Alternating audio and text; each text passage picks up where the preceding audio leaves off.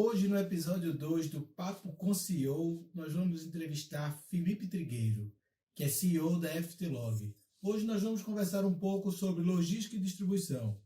Felipe, muito obrigado por atender o nosso chamado e a sua presença é uma honra aqui conosco. Boa tarde, Rodrigo. Obrigado pelo convite. Estamos à disposição para ajudar a SEO TV e o público em geral a tratar um pouco dessa crise, pós-crise, com a visão da logística e supply chain. Nós queremos saber um pouco mais sobre a atuação da FTLog no mercado de logística e supply chain. Bom, a FTLog ela vem com a visão de atuar em todas as áreas da logística e cadeia de suprimentos. Então, nosso trabalho está baseado em 3 grandes processos. Operações, então tudo que é relativo à operação logística in-house, fora da casa do cliente ou dentro da casa do cliente, a gente tem uma estrutura para atender, seja de mão de obra, seja de tecnologia, como também a gente entra na parte de consultoria, e aí com a parte de consultoria puxa o nosso terceiro passo, que é treinamento e projetos especiais. Então, os treinamentos que a gente oferece são customizados para o nosso cliente, tipo academia de supply chain, que foi o curso mais vendido nos últimos anos. E a operação, ela é uma operação que vai desde mão de obra de carga e descarga a fazer a gestão total, gestão completa da operação logística do nosso cliente, do recebimento à entrega na porta do cliente. Quais são os projetos e serviços que a FTLog pode oferecer para os clientes neste momento de pandemia do Covid-19? Bom, aí tem uma diversidade de oportunidades onde a gente pode estar ajudando nossos clientes.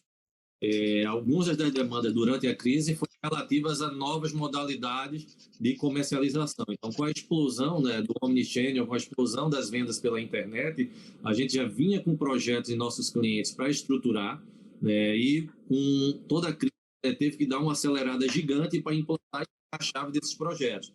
Então, a gente tem cliente que bateu recorde de faturamento, por quê? Porque saiu da venda tradicional de loja física, 100% o projeto de vender online. E isso permitiu que a empresa não parasse no momento de crise. Então, a gente ajudou tanto na concepção de projeto, na orientação da construção e na operacionalização, adotando diversas estratégias que poderiam ser adotadas no momento desse. Tipo drive-thru na entrega, tipo delivery com o ship from store de fato, a opção do cliente retirar na loja agendado ou receber em casa. Então, alternativas e estratégias que a gente conseguiu ajudar os nossos clientes. E um dos pontos que eles procuram bastante no momento de crise já é preparar para se reestruturar para o pós-crise. Uma coisa é criar maneiras da empresa sobreviver no momento de crise e a outra é se preparar para o pós-crise. Então, a gente entra também com a parte de gestão de estoque, dimensionamento de estoques, adequação, desenvolvimento de novos fornecedores.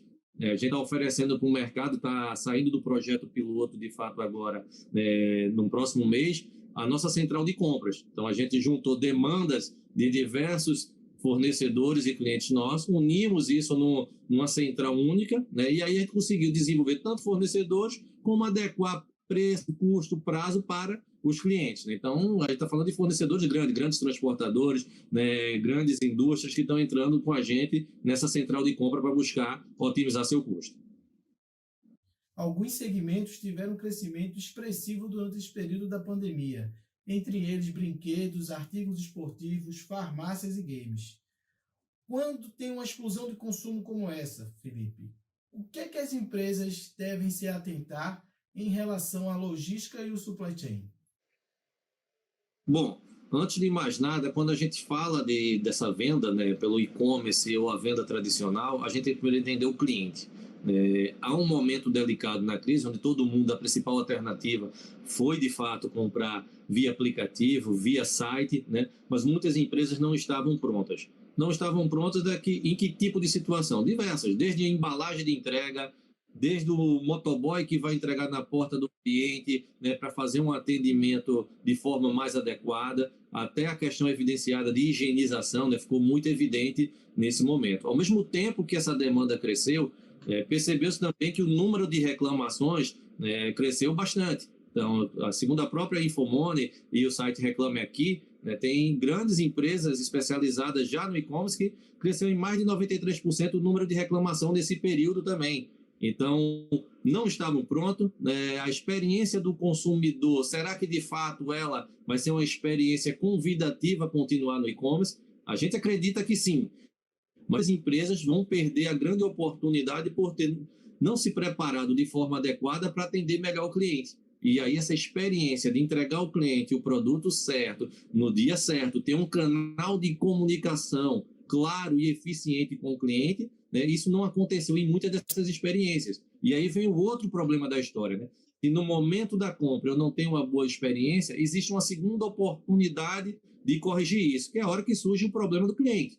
A gente, como empresa, a gente tem que ter a filosofia de resolver o problema do cliente, né? Então, porque é uma dor de cabeça que ali pode surgir o final do encantamento, né? E a possibilidade de se fidelizar a essa empresa. E muitas empresas também não estavam prontas para fazer um atendimento de pós-venda, atender uma reclamação, né, de forma rápida, a solucionar o problema. Então, a grande quantidade de problemas que surgiram, né, com esse advento do crescimento do e-commerce, pela falta da infraestrutura mínima necessária para essas empresas, também teve o lado negativo. Muitas estão sobrevivendo por isso, mas muitas outras também estão tendo uma dor de cabeça gigante que vão ter que administrar aí nos próximos meses.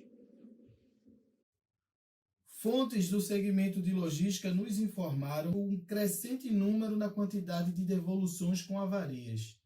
Como é que você avalia este fenômeno? Perfeito. Isso era um pouco que a gente falou na questão anterior. A questão das avarias, ela está muito atrelada também ao processo de ter uma embalagem adequada, né?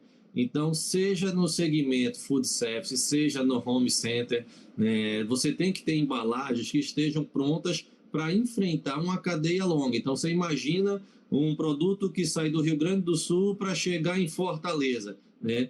O canal que essa empresa pode estar percorrendo com esse produto, né? A quantidade de manuseios excessivos, né? Então, quando a gente fala de manuseio, a própria mão de obra movimentando da forma adequada o produto, o acondicionamento do produto dentro do veículo, né? Dentro do avião, dentro do navio, né? Então, tudo isso requer um trato específico, né? Embalagem específica. Então, a união desses processos, né? O manuseio excessivo com a embalagem inadequada gera avarias imensas. E muitas empresas, e isso é cultural, elas encararam ao longo do tempo que a embalagem era apenas para envolver o produto. Não, a embalagem, de fato, tem que ter uma embalagem robusta para minimizar a avaria, e essa embalagem ela pode ser usada como um diferencial de nível de informações para o cliente, né? Chegar no cliente já com a embalagem organizada, com as informações necessárias e até fazendo o marketing da empresa.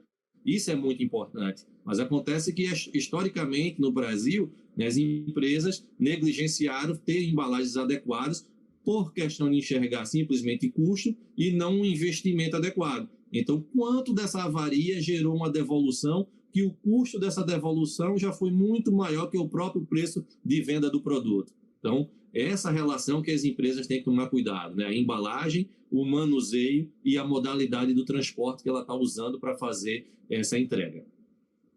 Diante de um mundo cada vez mais digital, o que a gente tem que esperar daqui para frente do setor e do segmento de logística? Bom, acima de tudo, entender o cliente, né? O que ele quer de fato do teu produto, do teu serviço, como ele quer ser atendido, né? As determinantes, as orientações, né, das questões de higiene, ela deve ser abrangidas em todo o setor da cadeia, porque há o manuseio, há o contato direto humano com os produtos. Então, você imagina que no momento da entrega há um motorista, há um ajudante entregando, descarregando na porta do cliente, né? Então, tendo contato com o produto que pode até promover a contaminação. Então, tem que ter um zelo, né? Tem que ter uma orientação e tem que ter a estruturação para que o motorista e o ajudante tenham os recursos suficientes para fazer o manuseio de forma adequada, ao mesmo tempo atendendo a questão de higiene, né? Para evitar a contaminação do produto, né? O transmitir. Então, passa por um processo de educação profissional também muito forte, com a orientação que as empresas precisam fazer junto a seus funcionários, de forma intensa, e monitorar de forma bem adequada para que garanta essas premissas aí e orientações ao manuseio adequado de produtos para atender bem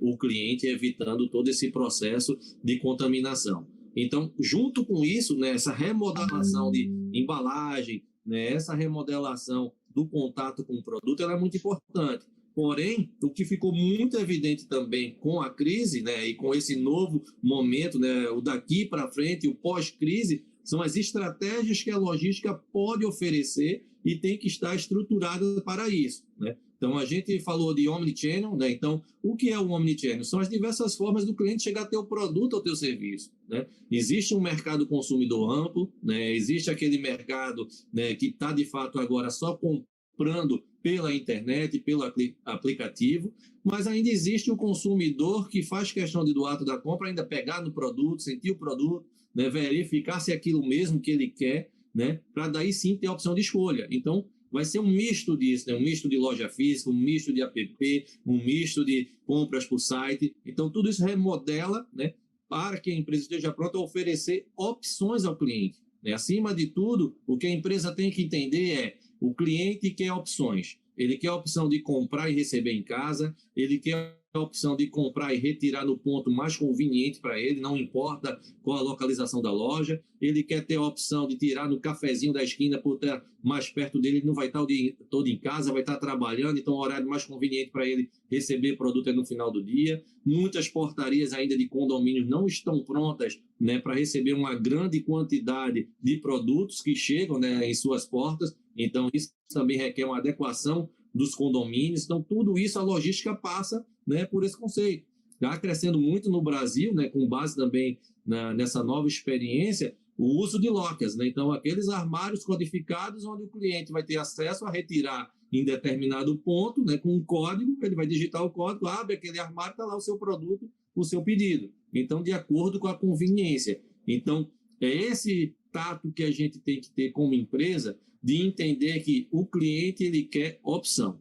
Então, quando a gente fala que há uma migração total, né, para a venda por app, há uma migração muito forte. Porém, a gente não pode esquecer que por trás disso está uma opção de operação logística para oferecer o melhor caminho para o produto chegar ao cliente. E isso tem tudo a ver com venda, né? Então, a logística tem que andar muito junto com a estratégia comercial da empresa para oferecer de forma adequada e prometer ao cliente, né, o que pode cumprir de fato. Não prometer prazos de entrega, entregamos em 24 horas, e dá 24 horas o cliente está lá já chamando no canal de comunicação da empresa porque o produto não chegou, porque a empresa não tem a condição ainda de atender em 24 horas. Então, acima de tudo, prometo que você pode cumprir, porque o que o cliente quer é essa relação de transparência, né? Se você só consegue entregar em 5 dias, avisa ao cliente que você só pode entregar em 5 dias. É melhor você prometer entregar em 5 dias e cumprir do que você estar prometendo que entregue em 24 horas e nunca cumpre, porque não tem a estrutura necessária para isso.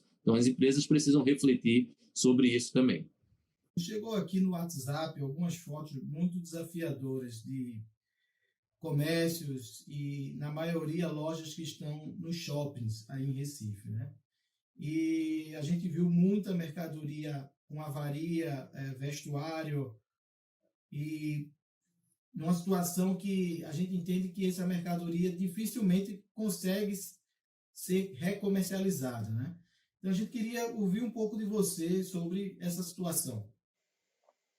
O que aconteceu na grande maioria dos shops, né, e lojas que apresentaram esse tipo de ocorrência, né, foi porque, por uma questão de economia de custo de fato, né, foi desligado todos os geradores, toda a geração, né, de climatização, e isso alguns produtos que permaneceram em lojas não tinham a temperatura ambiente adequada, né, para a manutenção desses itens. Então, a maioria gerou tipo mofo, né, e isso precisa de um retrabalho gigante, né? Então, para você recuperar um produto, por exemplo, de couro, que está apresentando característica de mofo, você tem que ter um trabalho, por exemplo, de retirar o produto de loja, vai ter que higienizar a loja novamente, né? Então, para poder a loja receber novos produtos, e ao mesmo tempo que você recolhe esses produtos para fazer o trabalho de higienização, limpeza, alguns deles perdem a característica de novo. Consequentemente, perde o preço ideal de venda. Vai ter que vender num segundo mercado, às vezes com uma segunda marca, porque não conseguiu recuperar da forma adequada. Então, isso traz um custo muito alto para as empresas, né?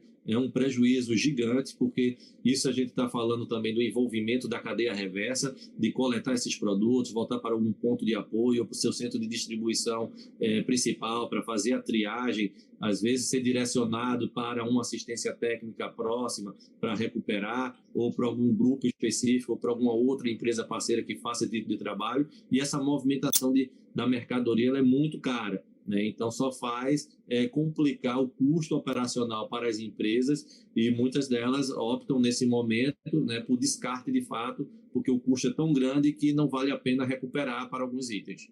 A gente sabe que o shopping ele não foi pensado e projetado para ter grandes docas de recebimento, né? Então, assim, o shopping de fato não tem estrutura para o armazenamento de longo prazo devido à própria natureza do negócio de shopping. Então, o que você, Felipe, como especialista da área, recomendaria para os lojistas daqui para frente e, sobretudo, das grandes lojas âncoras dos shoppings? Há um grande dilema, né, quando a gente fala do que tem em loja, né? Então, há sempre um trabalho que deveria ser mais reforçado, que é a revisão do mix, né? O que é que eu devo ter de fato na minha loja que seja atrativa para o cliente e que vende, que não fique com estoque parado? Muitas lojas, né, sofreram ao longo do tempo por ter estoque em excesso. Itens que não giram, itens que não vendem de fato, e as empresas, por falta de uma base analítica ou por falta de estrutura de fato, né? A gente sabe que a grande maioria das lojas de shopping, né, são pequenos e médios empresários que têm a arte de vender, mas a parte de gestão de estoque e logística é desconhecida. Né? Então, o que a gente recomenda é que eles parem agora, é um momento oportuno também de revisar o mix, que produtos eu devo ter, qual a quantidade de fato que eu devo ter para ter o necessário para esse momento de recuperação. Né? Não investir em aumentar os estoques, né? Investir em ter bons parceiros, bons fornecedores para que possa ter uma reposição adequada, né? Com produtos de qualidade que tenha a venda de fato certa. Então, muito cuidado nessa hora de retomada para não ter um estoque muito inchado, né? E aí ter o capital de giro parado, né? Um produto que não vende. Então tem que ter essa atenção muito especial quando o capítulo é estoque, porque o risco é muito alto, né? Então tem que ter um cuidado muito grande para ser dimensionado o estoque da forma correta. A maioria dos empreendimentos de shopping é necessário ter um seguro contra incêndio, contra algum evento subsequente que porventura pare o comércio. Nessa situação específica desse momento de força maior do Covid, as lojas que porventura não possuíam esse seguro empresarial, elas estarão cobertas nesse particular da mercadoria ter se avariado em função do coronavírus? Não existe uma cobertura específica para esse tema. Então, as empresas, de fato, elas vão estar arcando, né, com esse prejuízo. No transporte de carga, existe, né, algumas coberturas em relação a avarias, mas nem para todo tipo de produto, até pelos requisitos, né, de segurança que precisa ter ao longo do transporte. Mas especificamente dentro das lojas, não existe cobertura no mercado, né, que dê essa abrangência, e aí também veio a grande oportunidade para as empresas de seguro, né, oferecer esse diferencial ao mercado lojista. Né? Então, é um risco que existe, não somente pela pandemia, mas há um risco de fato, né, de alguma operação dentro de algum shopping, dentro de alguma loja, sofrer algum dano causado por uma falha operacional e trazer esse prejuízo para as empresas. Né? Então, mas infelizmente elas vão ter que arcar com grande prejuízo nesse momento. Na sua visão, Felipe, a gente ainda falando sobre shopping center, você acha que os shoppings eles devem modificar a sua forma de operar diante de uma crise como essa, como, por exemplo, criar uma forma do shopping ter uma venda por e-commerce? Será que se funciona? Porque nós ouvimos aí com alguns amigos aí do Nordeste que alguns shoppings estão se mobilizando para fazer o próprio e-commerce, né? Que é um pouco contraditório ao negócio do shopping, que é o cliente ir até o estabelecimento e fazer a compra. Então, A gente queria ouvir um pouco a sua impressão sobre esse movimento do shopping fomentar o e-commerce do próprio estabelecimento, do próprio shopping. Olha, uma tendência natural, né, os shoppings se remodelarem para poder servir como apoio ao lojista, né, criando internamente os delivery centers, né, e atendendo a um conceito natural da operação de varejo, né? Então, naturalmente, com o passar dos próximos anos, há uma tendência muito forte das lojas se tornarem showroom. Então, isso é prática de fato. Não vai deixar do cliente visitar o shopping, até pela parte de serviços e lazer também, mas as lojas mudam o seu conceito. Isso já é percebido já há algum tempo, né, que algumas lojas já operam de fato como showroom. O cliente vai na loja conhecer seu produto, né, ser apresentado as inovações dos produtos, porém o cliente volta para casa ou vai no app e compra pela internet. E aí os shoppings começam a se moldar para ter delivery center implantado dentro dos seus shoppings. E aí, com a pandemia, ficou evidente quantos shoppings no Brasil, né, adotaram o sistema de drive-thru para permitir que suas lojas permanecessem ativas e o cliente ia até lá, mas sem essa parte interna do shopping, indo para áreas específicas para fazer suas coletas, né? E a partir daí você começa a ter uma migração de conceito de entrega, que tem tudo a ver, né, com o que a gente falou anteriormente do omnichannel, criar as alternativas, né? Você tem cliente que quer, de fato, estar com pressa, mas não quer descer para entrar no shopping para comprar aquele pedido. Então, o que é que ele prefere fazer? Vai no app, faz a sua venda, agenda o horário de entrega, nem desce do carro, vai na área específica, coleta o produto e vai embora. Então, o mercado começa a se moldar, de fato, para essa nova realidade que os shopping centers passam a oferecer aos clientes.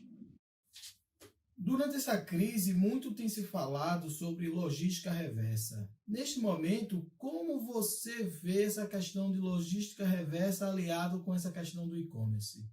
E eu gostaria que você explicasse também para os nossos telespectadores o que é a questão da logística reversa e como ela se aplica nesse contexto atual. A logística reversa, ela é um conceito bastante amplo, né, e pouco praticado pelas empresas, né? A logística reversa, ela não está somente ligada a tratar devoluções, trocas, é cuidar de fato de toda a cadeia do produto, né? O que é que eu vou fazer quando o produto volta para a minha empresa ou não tem mais uso? Eu vou descartar, eu vou revender no mercado secundário, eu vou reciclar, né? Então, existem várias alternativas. E a grande problemática que chama a atenção para o tema logística reversa para as empresas tem a ver com suas políticas comerciais, né?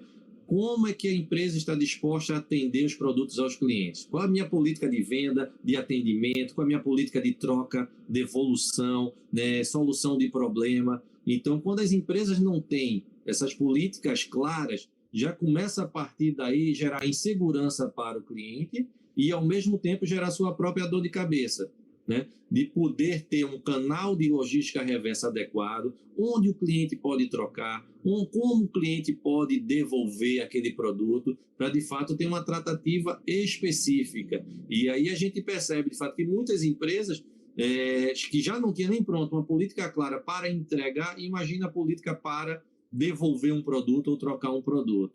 Então, com um boom, por exemplo, da pandemia, muitas empresas que passaram a vender seus estoques, né, nesse movimento acelerado de querer entrar de fato, de todo jeito no e-commerce, elas passaram a vender, né, e sem oferecer, por exemplo, a opção de troca para o cliente. Então, a pergunta fica, quantas de venda não foi perdido por não ter uma política de troca e devolução adequada para aquele produto? Então, isso também tem que estar muito claro. A logística reversa custa muito caro. Você imagina você comprar na internet, né, o fone de ouvido que a gente estava falando. Quanto custa chegar esse fone de ouvido até sua residência? Agora, imagina chegar o produto errado e você ter que devolver esse produto. Qual o custo operacional desta devolução? Qual o custo operacional desta troca? E aí a gente vem fazendo um paralelo com a relação do mercado consumidor brasileiro, por exemplo, a experiência do consumidor americano. O mercado americano ele tem uma experiência muito forte nesse sentido, né, de querer acatar a devolução, querer trocar ou devolver o dinheiro para o cliente imediatamente. Por quê? Porque eles encaram aquilo ali não somente como uma experiência de consumo, onde o cliente vai estar mais próximo, sabendo, poxa, eu posso comprar aqui, porque se tiver algum problema, a empresa vai resolver rápido, vai devolver meu dinheiro, vai trocar o produto, né, vai fazer a solução acontecer do problema. No Brasil, A gente vive ainda agarrado à legislação do Código de Defesa do Consumidor, né? Deu algum problema, o consumidor já vai para o direito do consumidor. Quanto custa juridicamente o atendimento ao consumidor para as empresas? É muito alto, né? Agora, por que existe esse custo alto? Porque não existe essa política, essa avaliação de troca imediata, de estar disponível a resolver o problema do cliente na hora. É uma grande forma de reter cliente e fidelizar cliente. A gente fala que fidelizar pode ser utopia, mas o cliente cria confiança na empresa de que quando eu compro, se eu tiver um problema, aquela empresa está disposta a resolver imediatamente. Mas não, muitas empresas entram numa fila de burocracia até que resolva o problema do cliente e isso torna muito grave. E aí, quando a gente vai para o lado das empresas, e a gente chega em diversas empresas, em visitas técnicas, em projetos que a gente faz, ou até mesmo através da nossa solução de logística reversa, a gente chegou a visitar a empresa que o centro de assistência técnica, né, dos produtos com problemas para resolver da logística reversa, aguardando alguma definição, é quase do mesmo tamanho de um centro de distribuição de produto acabado. Ou seja, isso é inconcebível. Um custo altíssimo de armazenagem pela demora de decidir o que vai fazer com o produto na cadeia reversa e as empresas ainda não acordaram para isso. Então, é uma grande oportunidade, não só na relação com o mercado, com o cliente, mas uma grande oportunidade de reduzir custos operacionais e serem mais atrativos ao mercado.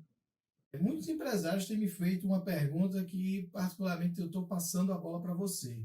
Se nesse momento é melhor terceirizar a operação logística ou se é melhor refazer o investimento em operações próprias de galpões e armazenamento.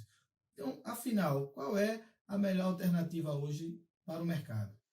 Olha, eu sempre fui um defensor do compartilhamento de operações, né? Então, isso tem tudo a ver com terceirizar, né? Mas, óbvio, cada caso tem que ser estudado de fato, né? Porque existem algumas operações que, quando são apresentado o custo da terceirização, às vezes é mais fácil para a empresa, de fato, estar fazendo própria sua operação.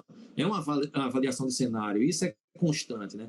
Então, analisar o cenário requer exatamente isso. Qual é a minha capacidade de investir, né? Se eu tenho uma capacidade de investimento, se eu tenho um caixa que sustente essa minha capacidade de investimento, né, e eu tenho um volume operacional que, por exemplo, significa que tem um caminhão específico para entregar, né, então é muito mais provável que essa empresa consiga internalizar a operação.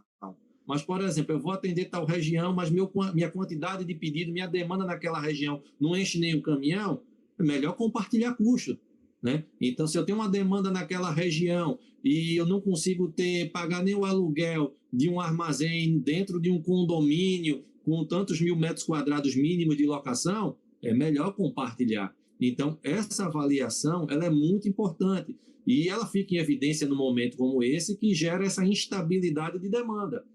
No momento de estabilidade de demanda, então, se você tem um custo rateado, é muito melhor para a empresa que você está diluindo o custo, né? Está diluindo o risco também operacional. Então, parte de uma avaliação de cenário. E curioso essa pergunta, né? Porque nesse período de pandemia, a gente recebeu 5 consultas em relação exatamente a fazer essa avaliação.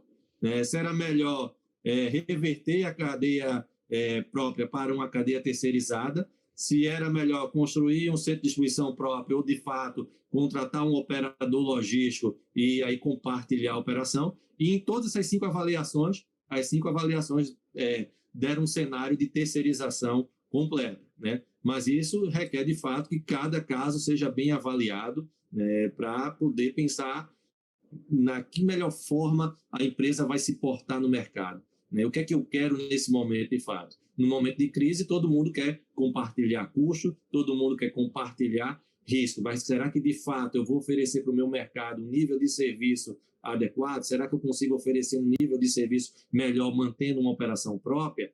Depende. Eu conheço diversas empresas que mantêm a operação própria regionalizadas, né, em determinadas regiões, porque ela consegue, com a operação própria, ter um nível de serviço melhor. Mas em regiões mais distantes das bases delas, preferem terceirizar para poder ter sinergia, né, com essas outras empresas e poder oferecer um nível de serviço melhor e um custo mais adequado. Então, é uma avaliação de cenário, né? Cada caso precisa ser avaliado, mas, comumente, né, a operação terceirizada ela consegue oferecer mais benefícios, até porque deixa a empresa mais confortável enfocar no que é o seu negócio de fato e deixar o core business da logística e supply chain com uma empresa especialista. E chegamos aqui ao fim do Papo com CEO, episódio 2, com Felipe Trigueiro, CEO da FTLog. Felipe, nós agradecemos a sua disponibilidade para bater um papo com a gente sobre logística e distribuição, e foi um prazer para a gente te receber, para a gente escutar aí todo esse conteúdo tão enriquecedor, e foi uma honra para a gente estar aqui com você. Um grande abraço, meu amigo, a gente se vê.